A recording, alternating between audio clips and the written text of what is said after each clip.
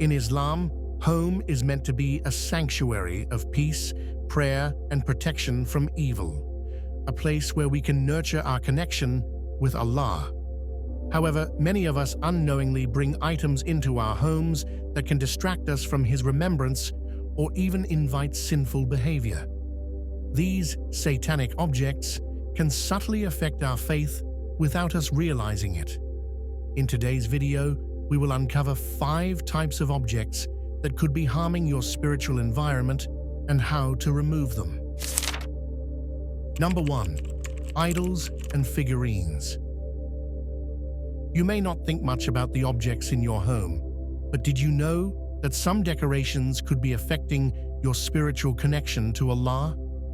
In Islam, idol worship is strictly prohibited. This isn't just limited to bowing to or praying before statues. Even keeping figurines and sculptures can have spiritual implications. The Prophet Muhammad, peace be upon him, clearly discouraged the presence of statues and images in homes.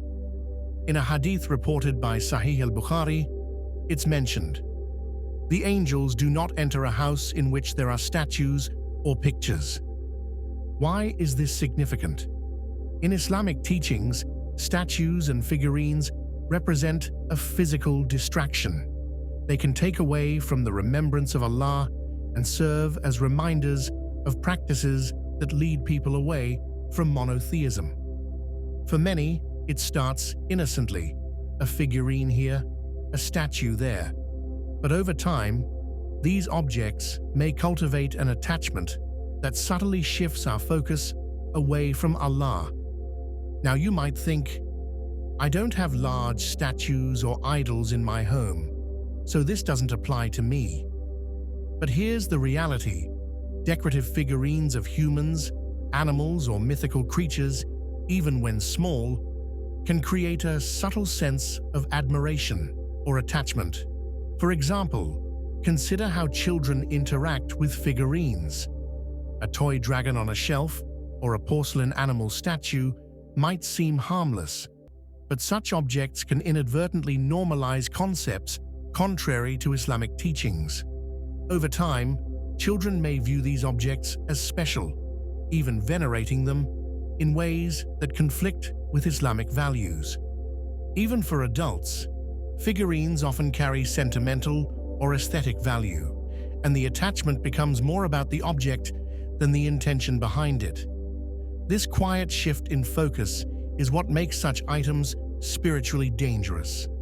Picture this: a family decides to redecorate their living room and replaces a shelf of animal figurines with beautiful Islamic calligraphy. Every time they see the calligraphy, it reminds them to say, "Subhanallah." What once was just a decorative corner now becomes a space for spiritual reflection.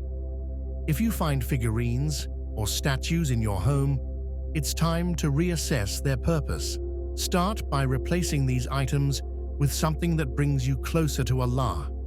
Islamic calligraphy, framed Quranic verses, or nature-inspired art are excellent alternatives that beautify the home while nurturing faith. For those unsure about how to remove these items respectfully, remember that your intention matters most. Make niyyah, intention, to cleanse your home of distractions and focus on your spiritual growth. You can recycle or discard figurines in a manner that doesn't cause harm or disrespect. By making these small changes, your home transforms into a sanctuary of faith, free of objects that subtly hinder your connection to Allah. But idols and figurines aren't the only objects that could be spiritually harmful. Let's uncover another surprising item you may not even realize is affecting your faith. Number 2. Instruments of Sinful Entertainment. Sinful entertainment is any form of leisure activity that encourages or normalizes actions forbidden in Islam. This can include music with explicit lyrics that promote immoral behavior, gambling tools like poker sets or dice games, and visual content that celebrates immodesty or indecency. It's not just about the overtly haram aspects of these activities. Shaitan uses entertainment as a tool to distract us from what truly matters, our connection with Allah.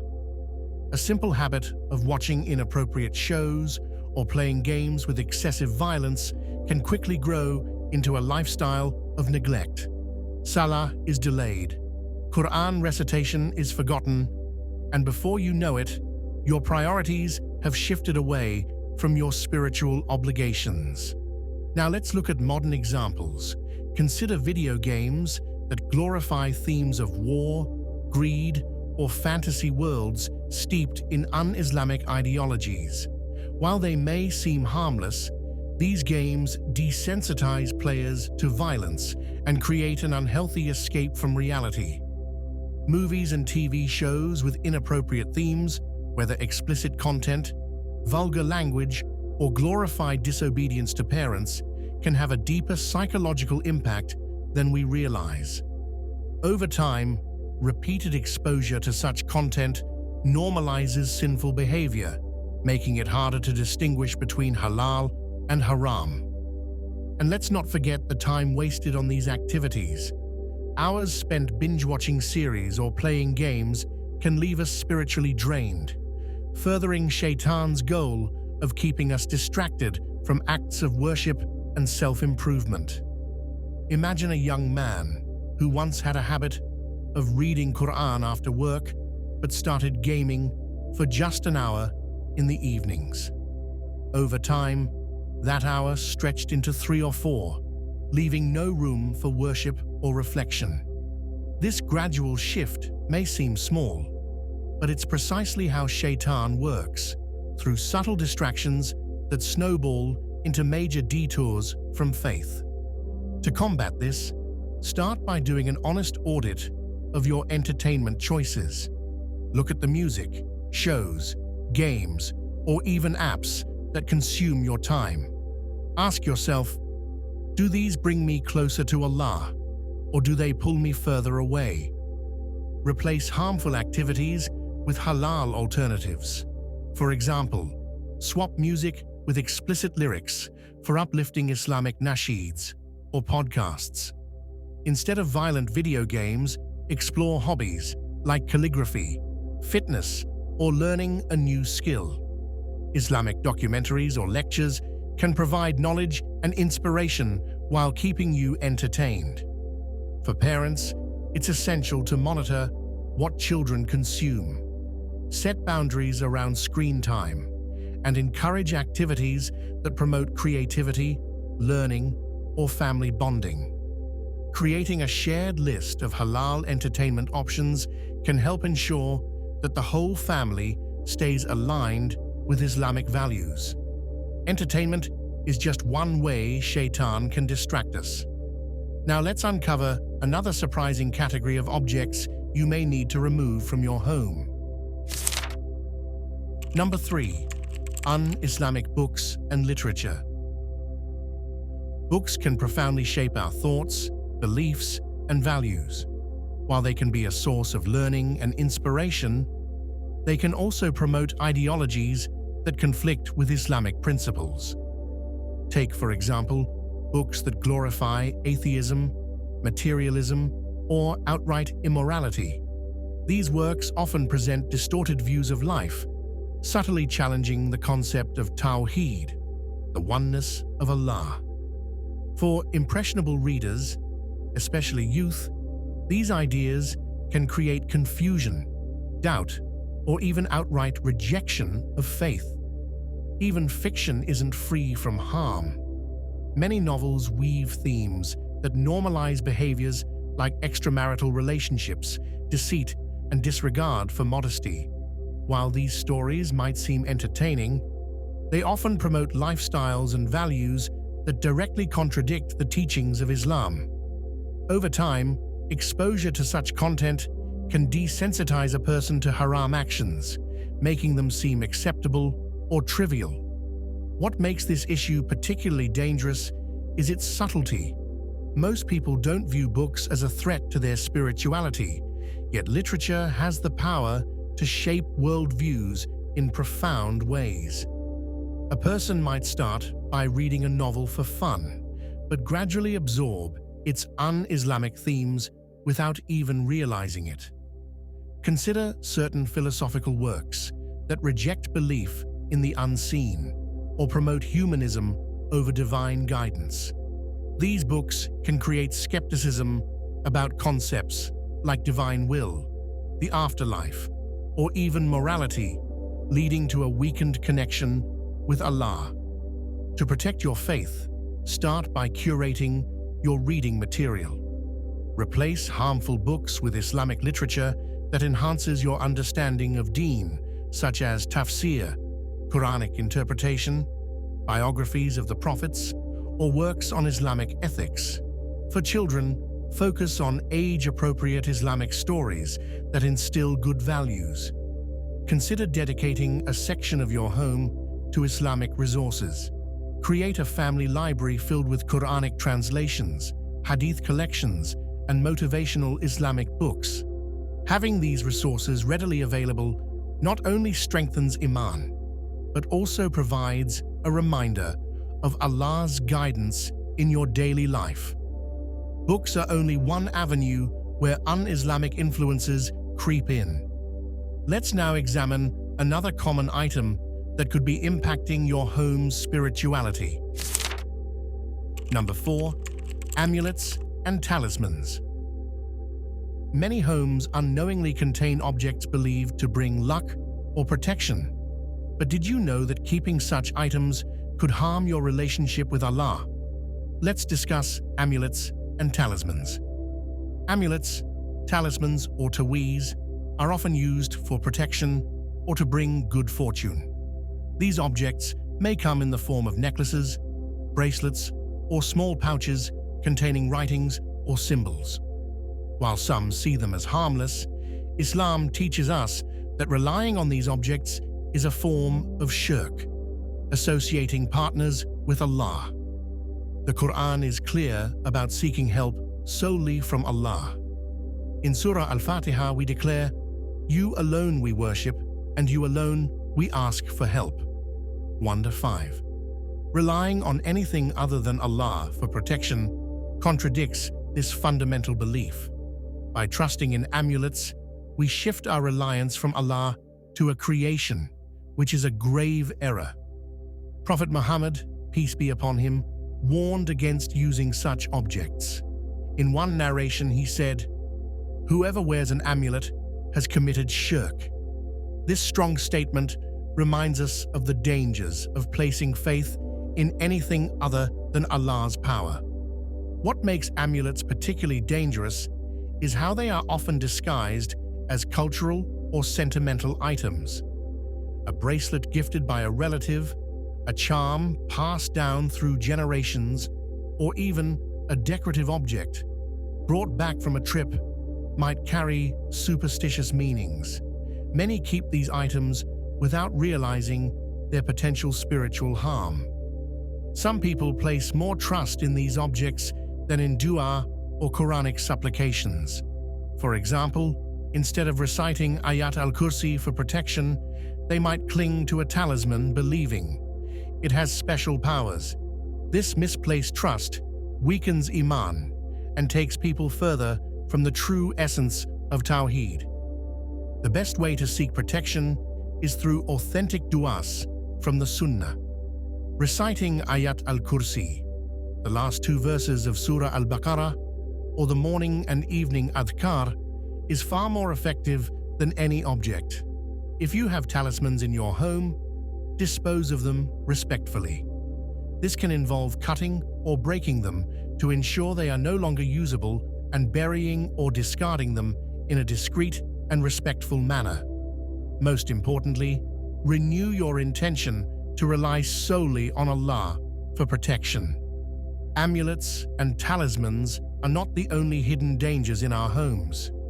Let's explore another object that could be spiritually harmful. Number 5. Objects that glorify wealth and materialism. Wealth is a blessing, But when it becomes the centerpiece of our lives, it can turn into a spiritual danger. Let's explore how certain objects in our homes might be glorifying materialism and distracting us from our purpose. In Islam, wealth is not inherently negative. In fact, earning and using wealth responsibly is not only permissible, but encouraged. The Qur'an acknowledges wealth as a blessing from Allah, as mentioned in Surah Al-Kahf. Wealth and children are but adornment of the worldly life. 1846. However, the verse continues by reminding us that but the enduring good deeds are better to your Lord for reward and better for one's hope. The problem arises when material possessions take center stage in our lives. Owning luxury items isn't inherently haram, but glorifying them can lead to arrogance, greed, and detachment from Allah. For example, gold-plated decorations, branded items with ostentatious logos, or extravagant displays of wealth often reflect a mindset more focused on dunya, the worldly life, than akhirah, the hereafter. This focus on materialism not only shifts our priorities, but can harden our hearts. The Prophet Muhammad, peace be upon him, warned against this in numerous ahadith, emphasizing that the love of wealth can blind people to their obligations toward others, like charity, humility, and gratitude. Here's where it gets subtle. Many of us don't realize that even small branded items or slogans in our homes may send the wrong message to ourselves and our families. A watch collection in a glass case, art that flaunts affluence, or even home decorations that symbolize vanity can quietly instill values of competition and pride. Islam teaches zuhud, detachment from worldly desires, not as a call to poverty, but as a reminder to keep our hearts free from being enslaved to possessions. Surah At-Takathur warns, "The competition for worldly increase diverts you until you visit the graves." 102:1-2. When wealth becomes a symbol of identity or success, it distracts us from acts of gratitude and serving Allah. Consider a wealthy individual who starts replacing excessive decor in their home with meaningful Islamic reminders, like a sadaqah box to encourage charity or framed ayahs about gratitude. They notice their family becomes more mindful of giving and less attached to showing off wealth. Start by assessing the purpose of items in your home. Ask yourself, does this object serve a practical or spiritual purpose, or is it just for display? Replace ostentatious decor with items that encourage faith, like Islamic calligraphy, a prayer area, or books on Islamic teachings. Another powerful step is giving away unnecessary luxury items in charity. This act purifies the soul and reminds us of the true purpose of wealth, serving others and earning Allah's pleasure. Material possessions should enhance, not overshadow, our spiritual journey. Now let's reflect on how we can make our homes a true sanctuary of faith. As we've explored today, the things we keep in our homes can have a profound impact on our spiritual well-being. By removing objects that distract us from Allah, we can create an environment that encourages faith, gratitude, and humility. If you found this video insightful, don't forget to like, share, and subscribe for more content that helps you grow in your understanding of Islam. Remember, every small change you make in your home can bring you closer to Allah and strengthen your iman. Drop a comment below if you have any questions or thoughts to share, and I'll see you in the next video. Jazakum Allahu khair.